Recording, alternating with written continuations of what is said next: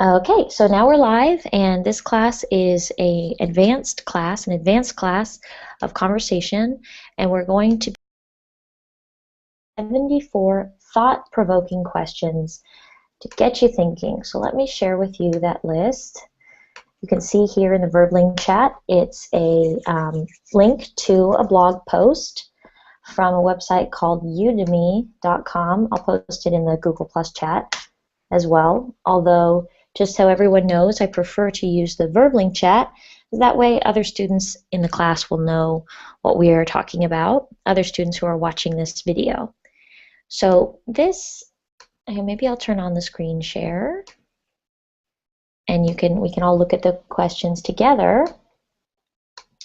So 74 thought-provoking questions. What does it mean, thought-provoking? Ming, have you heard that term before? Yes, I have. It means to makes you think, basically. So when something provokes you, to provoke, to provoke would mean to make someone or something do an action, okay? So it makes them think of something to do, or in this case, think of an answer to the question. So we can read over this really quickly, but I'm not sure it's that important. So I think I'd rather just skip ahead to the questions. The blog post is basically saying that these questions can help you figure out what you really think about yourself in your life. And you can see here, it says, what it teaches is the real strength you need to find ultimately rests with you alone. And that means when you're really stuck in life and you're not sure what to do, you can find strength by asking yourself these questions and figuring out, how do you really feel about your life? Okay, so these are some deep and thought-provoking questions. They might be a little hard to answer, but as we go through them, we're going to learn a lot about each other, and it's definitely going to be a challenge to answer these questions. So try to use your vocabulary, try to use complex ideas. It's really a chance for you to practice your conversation beyond basic phrases. Okay? So let's get started. I think we'll go in order. Some of these questions are a little bit dark, but we'll still go in order and maybe skip ones when we don't want to talk anymore about sad things. Let's start with number one. So I'm going to ask one student in the class, and they have to answer completely, and then it's their turn to ask the next question to someone else in the class. Okay? So I'll start by asking Tony.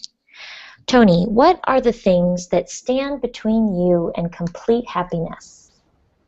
So basically, what are the things that are between you and complete happiness? What goals do you have to overcome to reach complete happiness in your life? Is a difficult question. Mm-hmm.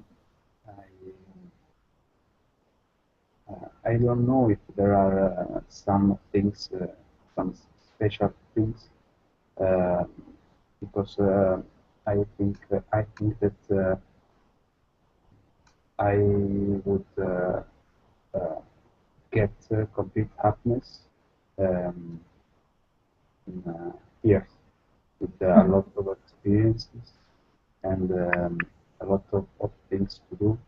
So I think it's just a problem of time. Oh, well, that's good. It means you must be sort of an optimist if you think that Yes. complete happiness will come to you with time. Yes, I think so. Is there anything in your life that you feel like is making you unhappy? Maybe that's the thing that stands between you and complete happiness. Mm,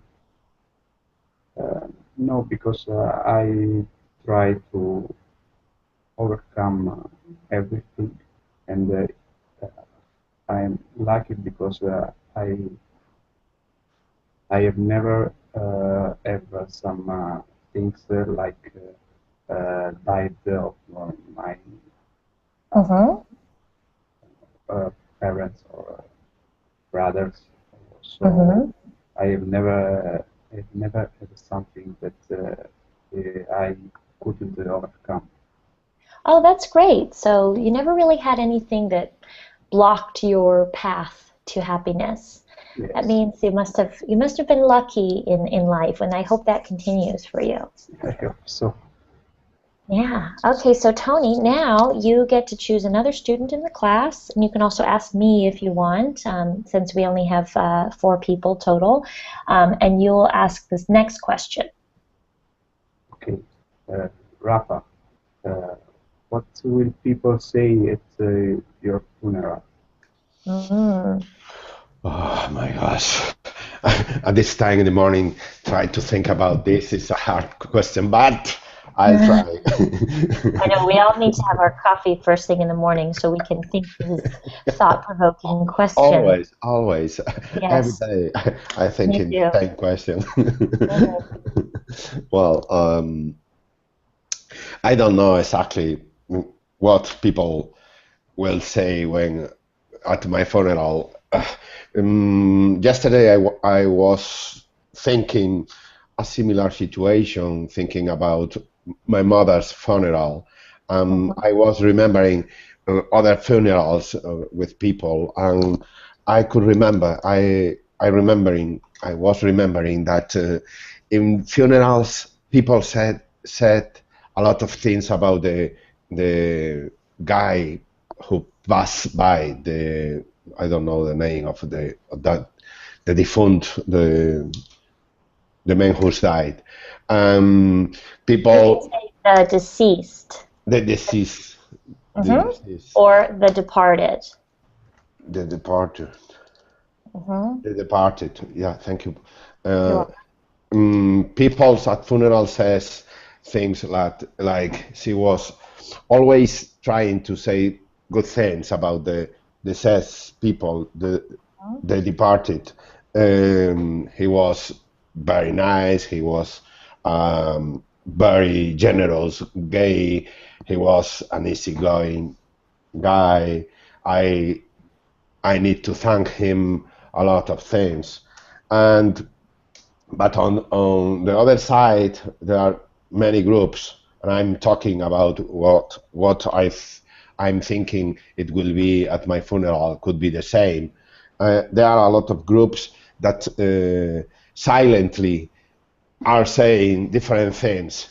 He Mm. he Wow. was he was cheating his wife for a while. He he beat on your money. Sometimes he did a lot of troubles to his workers, and also there are another groups that trying to think happy things or funny things, Hmm. jokes about the departed. He was so funny. I a week ago I was a little tipsy with him, and he was. I went. I traveled with him to South Africa, and it was so funny. There are a lot of things to talk about. I think people, as I'm saying, could say different things, different opinions, had many opinions about you. I think it will happen at my funeral. That people will share many different opinions. Hmm. Oh, well, yes, you're very honest about this. You're very straightforward about what you think. By the way, just a quick pronunciation note. It's pronounced funeral, so Funeral. that U has that sort of few, like imagine there's a Y in there. Hmm. Funeral, one of those U sounds that begins with a Y. Funeral. Yeah. Yeah, funeral. So what people will say at your funeral. So I guess it's sort of related. The question 3, Rafa, you can ask anyone in the class, and it's another question to really think about. what will people think Okay. after I die? Ming, if you don't mind, please. Sure. If you lost everything tomorrow, whose arms would you run into to make everything okay? Oh my gosh. I If I didn't. lost everything tomorrow, and what's the next word? Whose arms would you run into to make everything? Oh, okay. It's like who I go to. Who would you go Um, to? Whose arms would you run into to make everything okay? okay. Yeah. Probably my sister, because Mm-hmm. she has always been really supportive of me growing up together, and I think she's the one person in the world that understands me better than anyone else. And whenever I have something that troubling me, I always go to her. She's the go-to person for me. So Mm-hmm. if I lost everything tomorrow, she's the first person that I have in mind to make everything a little bit better. Is your sister older than you or younger than you? Older, yeah. Oh yeah, usually it's our older siblings that we feel we can depend upon when we need their help with something. They're there and they kind of look out for us. Yeah. Mhm. Okay, all right, Ming, your turn to ask the next question. Okay. I We can guess actually for skip number 5, I think, and go straight to number 6. Number okay. 5 is sort of a follow-up question of number 4. Hmm. We have 74 questions, so we've got plenty to cover. So Maureen, you can answer this question too. Okay, sure. Yeah. If you could send a message to the entire world, what would you say? 30 seconds? Wow. In 30 seconds, that's difficult because I can think of several types of messages I think would be important to send to the world. Um, it depends. Is the world going to listen? I think if I could send,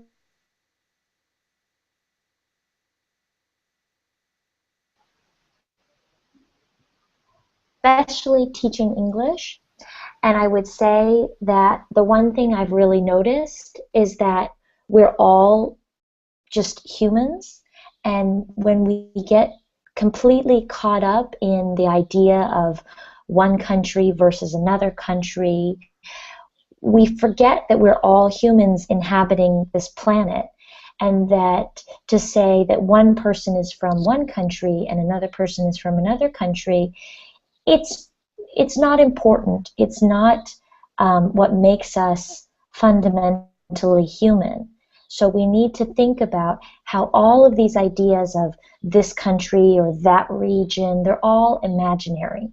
What makes us connected is our human experience. So I would take 30 seconds to try and express how we are all so fundamentally the same that the most important thing we can focus on is trying to see the similarities between ourselves and other people from other parts of the world, and try to use that as motivation to stop things like wars, human rights violations, and general anger and animosity between countries. That's something we really need right now in the entire world. So I don't know if I could say it in only 30 seconds, but perhaps that's the message I would try to send, is that we are all human beings, and we should try to remember that in order to let go of our anger and try to create a more peaceful society. But who knows? I mean, it's tough to speak to the entire world. It's harder to get people to listen. Okay, I'm going to move on to, oh, thanks, Ming. Number 7. Let's see. I will ask Rafa. Rafa, if you received enough money to never need to work again, what would you spend your time doing? This is such a great question. I love this question because it makes you think, what would you do if you never had to work and never had to worry about money? Well, it's a question that I make to me almost every day because I'm getting older and I'm thinking right now to be retired in 2 or 3 years. Wow. Looking forward. In that time, I'm going to don't have any job to do, and I need to think what I'll do.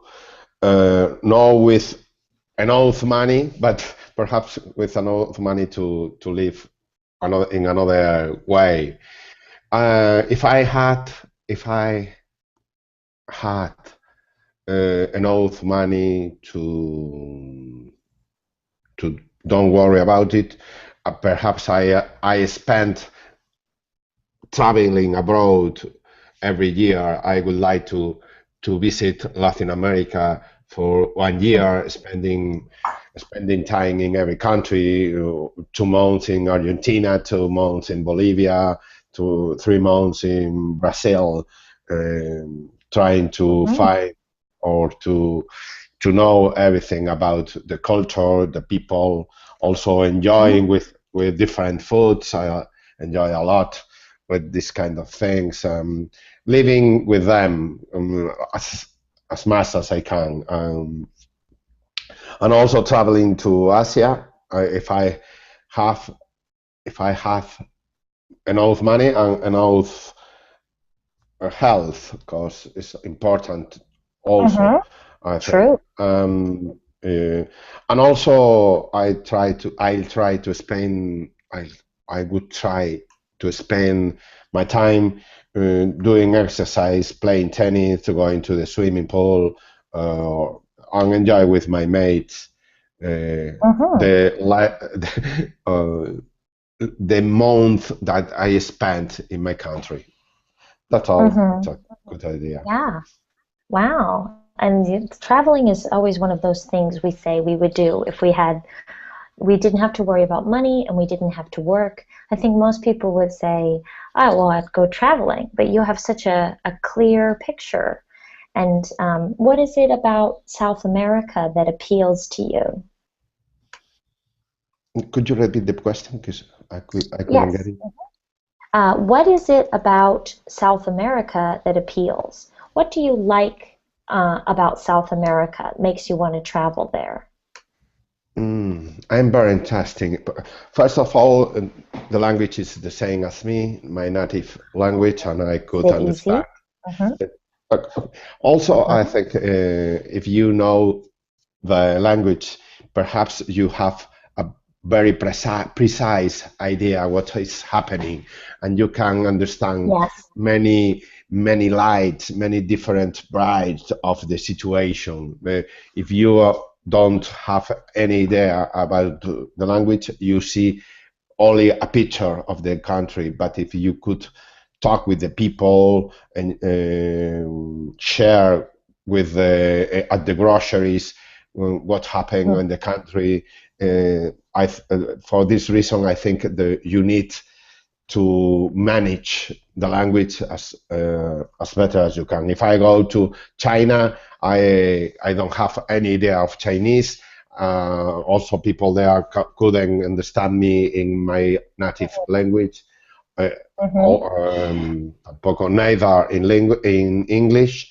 Perhaps I couldn't have a very big picture about China. Only a big screen, a big picture. But if you know the language, you have more differences, you are more engaged with the country, and this is more interesting in my opinion. That's all.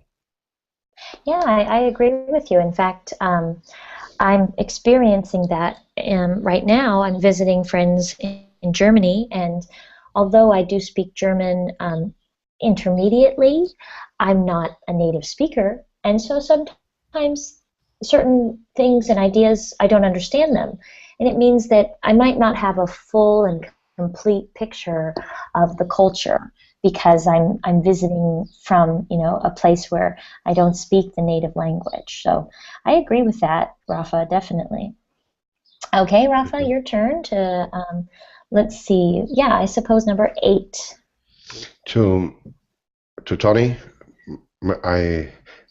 Tony, are you there? Yes. Number 8. If today was the last day of your life, what would you want to do?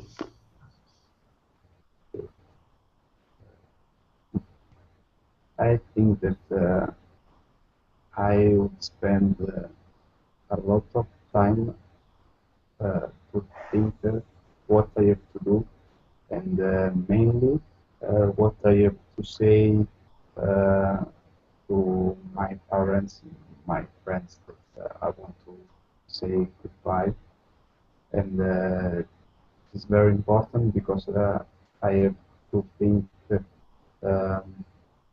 all my thoughts that I didn't say before, and I had to say. Mm. I don't know, maybe just something like that. I would spend my time with the people I love. Mm-hmm. Is there anything in particular you would like to do? I think I don't know. Maybe I would go crazy and I would do something different. But if I am rational, like now, um, I just spend my last time with my family, my friends. Mm-hmm. And a lot of times people think about what they would want to be their last meal. So do you have a last meal? I mean, after all, you're in Italy, so you can eat a really great meal, I bet. Yes, but I think I wouldn't uh, I wouldn't think about it because Mm-hmm. I like good food, good food, but Mm-hmm. it's a normal thing. I don't think about it. Not something that you feel consumed with. Yeah, I understand. I still think I would pick a last meal to have to make sure it was the most delicious meal I ever had. Okay, Tony, go ahead and ask the next question. Let's see. Maybe we can skip 9 and 10 and move on to number 11. Okay, so me, uh, how would you describe yourself in 5 words? 5 words, Mm-hmm. like 5 adjectives I think or so. anything. Yeah, yeah. I mean, since you're describing yourself, I think adjectives would be best. Uh, I am uh, introverted, uh, perceptive, easygoing, compassionate, and last word, uh, artistic, I would say. Wow. So let's see. You've got introverted, which I love when people use these terms because I think it's very useful. Introverted and extroverted. If you know that about yourself. You said what was the second one? Perceptive. Yeah, perceptive. Perceptive. Okay. Easygoing. Mm-hmm.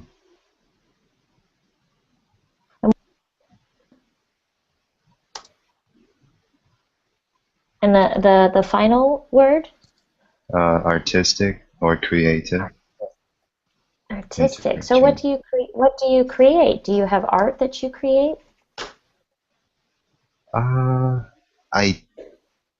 I do like to draw. I mean, I don't create stuff on a regular basis, but if I want to, I can create Oh. some pretty uh, interesting stuff if I want to, and I have the time.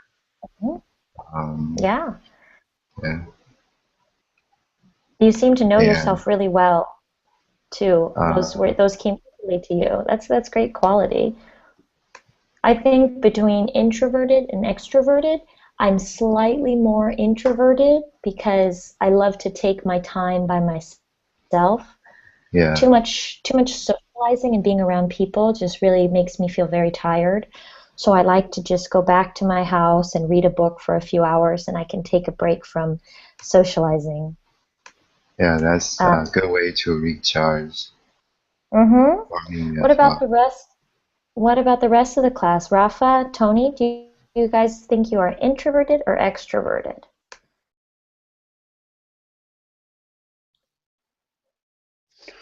I'm very extroverted guy because I enjoy a lot talking with friends and going out with my mate.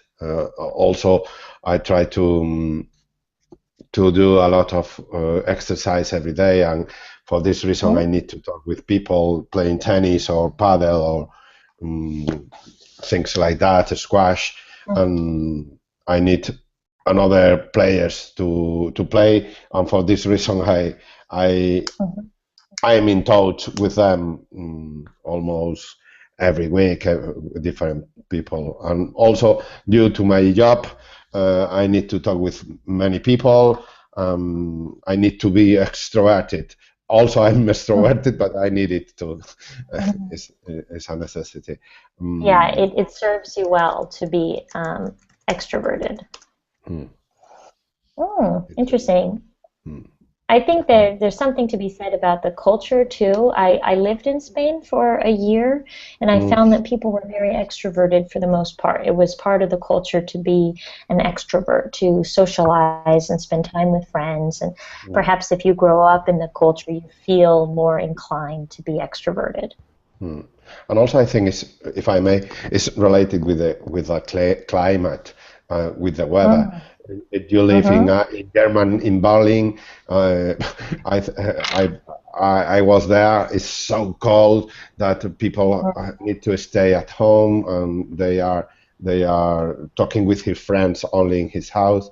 But if you live in a sunny place like Spain or Italy, the people is different because almost every day they are on the street, hanging out with other people. And also, I think it's related with the richness, with the wealthy of the country. As more money has, as richer is the country, people don't need to be hanging out with the others so much. But if you are a poor country, you need to talk with everyone to find what happened and what could you do every day. Interesting. Yeah, maybe, that's very interesting. That maybe perhaps people in Spain have become even more extroverted because they they have time, if they're not working or if they're looking for work, they Yeah. need to reach out to other people. Interesting. Mm-hmm. Oh, and how about you, Tony? Do you think you're an introvert or an extrovert? I think I Do am you? extrovert, but I need also uh, time for me. So maybe I am a bit, I don't know how to say, when you change a lot, for example, between a day and night. Mhm. I But don't I, know if we have a specific way to put that, but when someone prefers the night, like if they are feeling more energetic at night, we call them a night owl, or refer to that person as a night owl. And if they like the morning, we call them a morning person. I'm a morning person. I like to wake up in the morning and have my coffee and get started with my day. And I like to go to bed early, so I'm not a night owl. I think I am a night owl. Oh, okay. You feel And more energetic in, at night. and in Italy, we say that I am like a chameleon. Uh, the Uh-huh, a animal. chameleon. I don't know if you say the same when you change yourself. Yes, Yes. We say a chameleon. It's pronounced chameleon. chameleon. hmm And Oh, so you change depending on your surroundings? I'm always the same, but I don't know if I enjoy my time. I'm very extrovert, but I also I need time for me.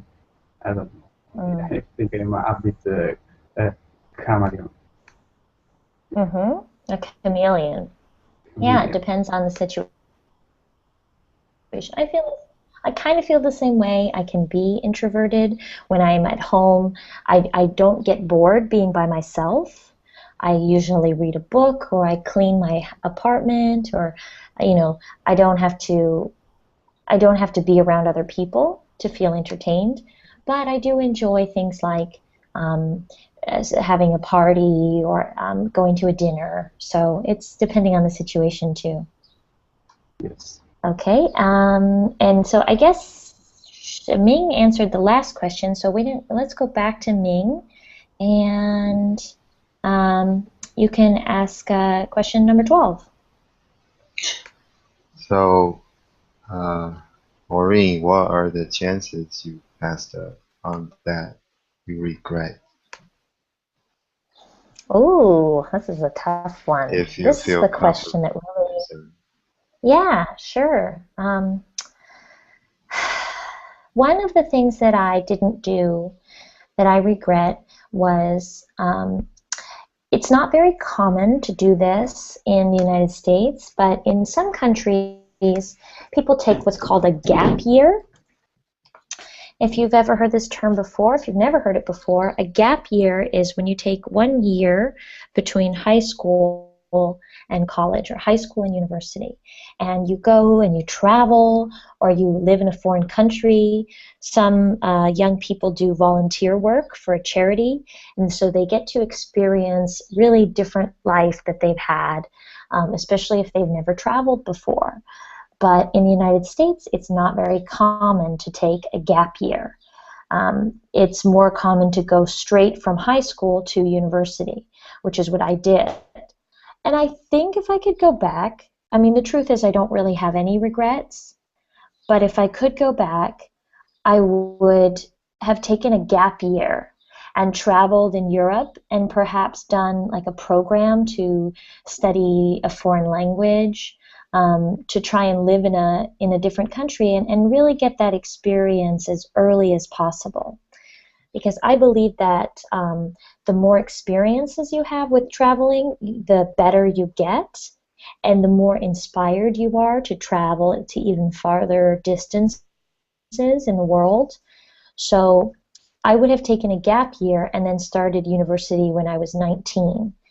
I don't think I would have missed that much, but I would have gained a lot from the experience.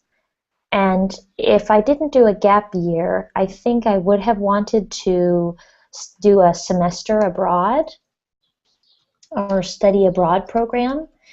In Europe, it's pretty common to do what's called the Erasmus program, and you spend one semester in a different university in a different country in Europe. But it's still not that common in the United States. So I spent one summer abroad in Spain, actually, and I really fell in love with the country. But even better would have been to spend 3 months living in the country for a whole semester. I think it would have given me more time to really learn the language and make some friends and learn more about what it means to live in a foreign country. So that'd be the one thing I passed up that I kind of regret. But for the most part, I'm pretty happy with my choices in life. I only ever regret not traveling as much as I have, even though I love to do it. Look at me now, I'm traveling right now. But that's a tough question. I think that we can't really regret anything, because if you're happy in your life, then there's nothing to regret. Okay, I think I'm going to skip number 13, unlucky number 13. Let's give that one a pass. And I'll ask Tony. Tony, what would you do differently if you knew that no one was judging you? Number 14.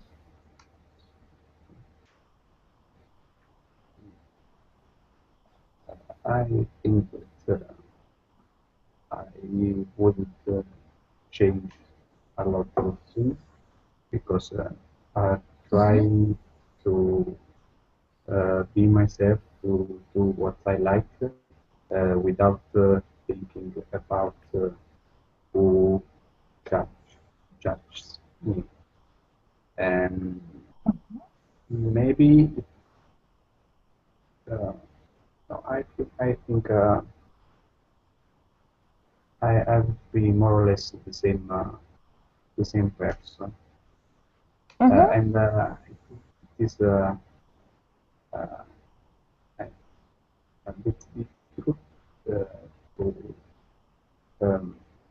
maybe this question when I was at Roma, where I lived for my first 20 years in a small village. Maybe be a bit different because I was also younger, and maybe I was more scared of people that judge me.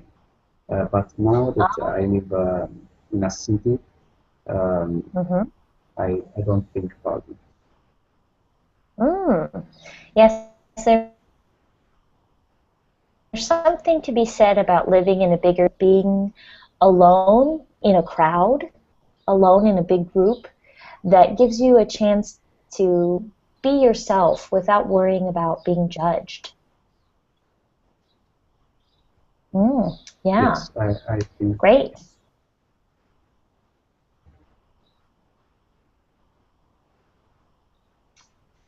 Okay. And I think we'll probably skip number 15 because it's more of a yes or no kind of question. So, Tony, why don't you ask someone number 16? Rafa, if you could ask a single person one question and they have to answer truthfully, who and what would you ask?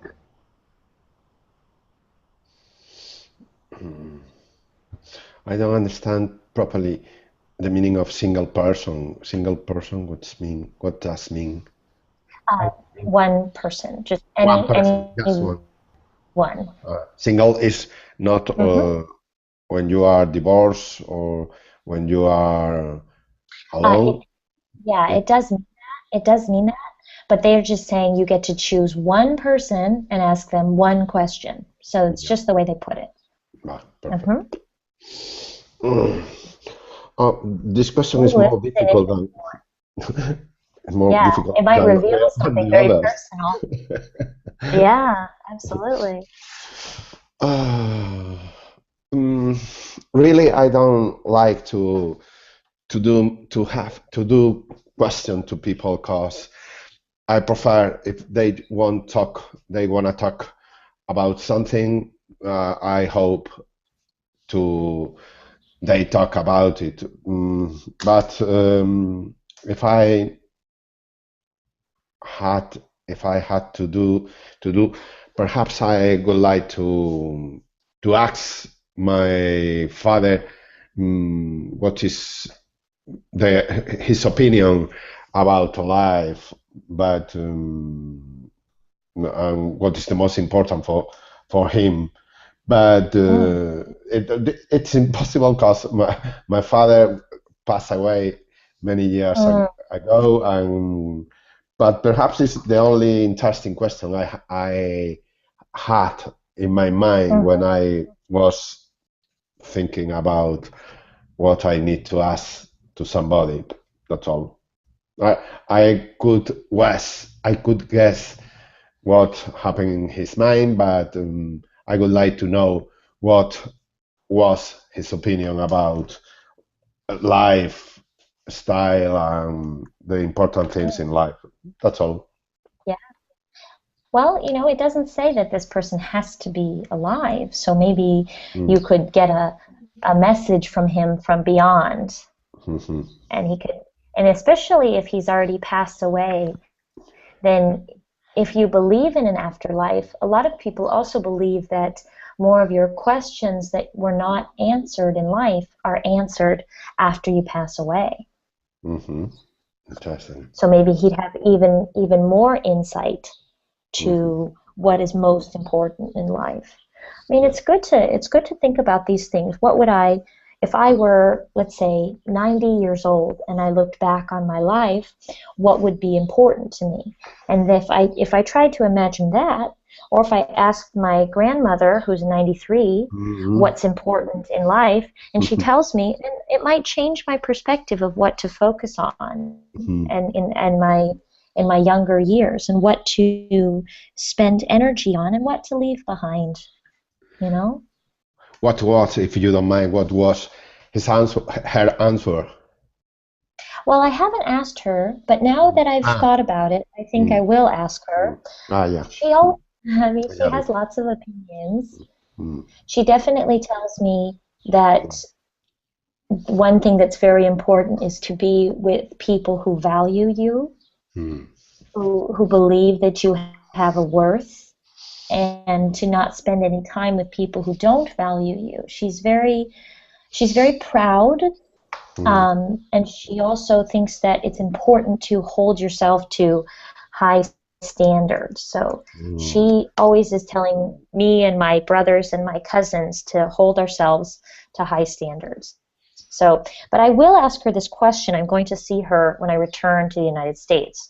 So I'll ask her, and she'll give me some insight, I hope. Okay, perfect. Thank you for sharing. Okay, and Rafa, now it's your turn to ask a question. And, you know, let's say in these last 10 minutes you can ask any one of the questions, as we've got all 74. You can choose any question you'd like. If I may, I would like to make a question to you, but it's a question that many times at Berlin I try to do, but I don't know if it is right to do. But in Advantage we are only three mates, on the class. I would like to know if you could say feedback about our English, what need to improve, because in other classes we don't know any kind of feedback. Sometimes teacher said you need to improve your pronunciation, you need to improve the structure, the grammar, you need to improve, you need to learn about to idioms. It's only the first class with you, but in your opinion, in general point of view, could you tell us what we need to do to improve our English? I don't know if.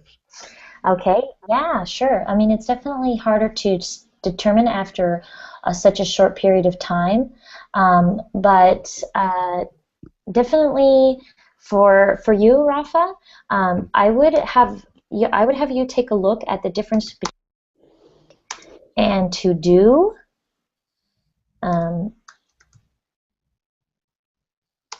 So I have a way to explain this. To make usually involves creating something. So when you're talking about creating something new or building something, you want to use the verb to make, okay? And if you are saying completing an action,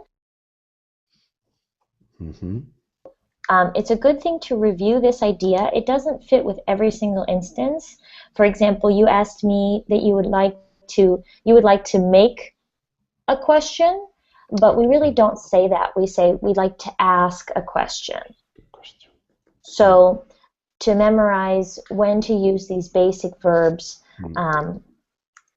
Okay, but so you can see in the Verbling chat, I've explained to make is when you're creating something new. So for example, when you make dinner.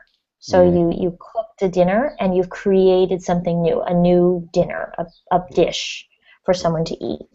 However, if you're doing something like completing an action, for example, exercising. You said before you love to exercise, so you would say you do exercise, okay, because you're completing the action of exercising. You are not making exercise. That is not correct.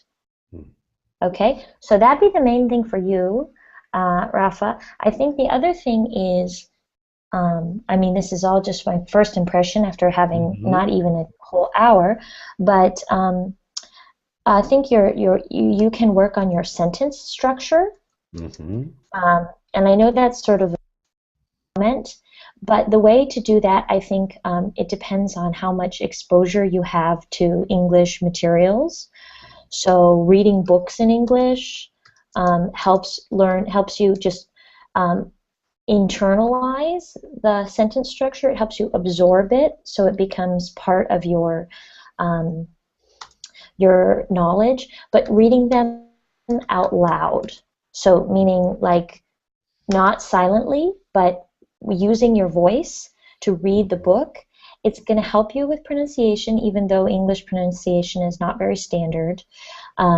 You will also learn more about the way that sentences are structured, because for many of my students who speak Spanish as a native language, they have to learn how to completely rearrange the order of the words.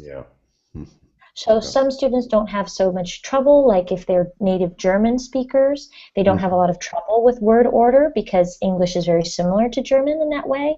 But Spanish speakers, Italian speakers, Arabic speakers, French speakers, they have to learn a completely different way of structuring the sentence. So I would recommend that you read books in English out loud. That's my best tip for becoming to understand better English structure. Plus, if you come across a word you don't know, I usually would recommend you circle that word and then write it down later, make a flashcard or use a memorization app to improve your vocabulary. That's what I did in Spain. When I lived in Spain, I learned to speak Spanish, and I read Harry Potter out loud in Spanish. It helped me to absorb the way that Spanish sentences are constructed. Plus, I learned a ton of new vocabulary, and I got to practice hearing myself speaking in Spanish, but I didn't need to come up with the words. I didn't need to create the sentences. So I'd recommend all of those. And I think the best advice is just to keep speaking. You know, the only way to become more fluent is to just push yourself to speak until you're exhausted. So, you know, verbling classes, tandem exchanges where someone wants to learn Spanish or Italian or Chinese. You guys could make partners with someone who natively speaks English. I mean, all three of those languages are very desirable languages. So I would say to find a partner and try to speak at least half hour per day if you're really motivated. I mean, it's the only way to truly jump from advanced intermediate to fluent, which I think all of you are very knowledgeable about English, but you need to take that knowledge and put it into practice. And don't worry too much about pronunciation, because honestly, most people are used to non-native speakers of English, so we're used to hearing accents. It's not very difficult at all to understand someone just because they have an accent. I'd focus more on vocabulary, sentence structure, and just a general conversation practice. Okay, let's see. I think we have time for just one more question. So let me ask. I'm going to ask both of you who are still in the class. What makes you smile? Ming, what makes you smile? I think around friends or people who, like you said, values you, truly makes me happy. Generally, just anyone who uh, agree with you, agrees with you, Yes. and likes having you around and supports you no matter what you do. I mean, relationship for me is a big part of being happy. Uh, So, and I love good laughs. So anyone who's funny has a good sense of humor. I'm more than happy to have you around. Yeah. Yes, I agree with that. Anyone who's got a good sense of humor is, especially if they know how to tell the right kind of jokes, and they always keep things light. I think, and that's why I love to watch comedy shows. Me too. I'm a big fan of stand-up comedy, and I love to go to a show because there's something that feels so good about just laughing for an hour straight and just never stopping. Oh, I like situation comedy, sitcom. Do you watch Because TV shows, American TV shows? I do. There's several I like to watch. What are your favorites? I have the all 9 seasons of How I Met Your Mother. That's definitely one of my favorite. Big Bang Theory was good before season 4 or 5. After that, just not too much. Not as good. Not as good. Yeah. Oh, there are a lot actually. Yeah, Sometimes I like a little inappropriate humor. There's a cartoon called Archer. I really like that one. Oh yeah, I've watched Archer before. Yeah, it's definitely not a. It's a cartoon, but it's not for kids. It's not. Yeah. I heard SpongeBob is really good, even though it's kind of old. SpongeBob. Yeah, SpongeBob is a TV show that is for kids, but adults like it too. Yeah. And South how about you? Park. Yeah, definitely. That's okay. And how about you, Tony? What makes you smile? I think spend time with my friends and also knowing other people, mainly girls. Yeah, that's another thing too, definitely. When you have a chance to flirt or to meet someone kind of cute, it's or especially if you meet someone you really like them, you want to go on a date with them, you can't stop smiling for days. Yes. Great. Okay, everyone. So that's it for today. We had a lot of interesting conversation, lots of thought-provoking questions. So I encourage you both to take a look at the rest of the questions and try to answer them. Even if you feel kind of strange, you can answer them out loud and just get a chance to really practice very often hearing yourself speaking English. It's the only way to truly improve and feel confident in your speaking. Okay, so take care, and if you guys want to come to another one of my classes, I'll be back next week. I'm taking a little bit of time off because of my my vacation, so I'll see you then, okay? Okay. Thank you, teacher. Bye. Right. And good day. Bye, guys. Take care.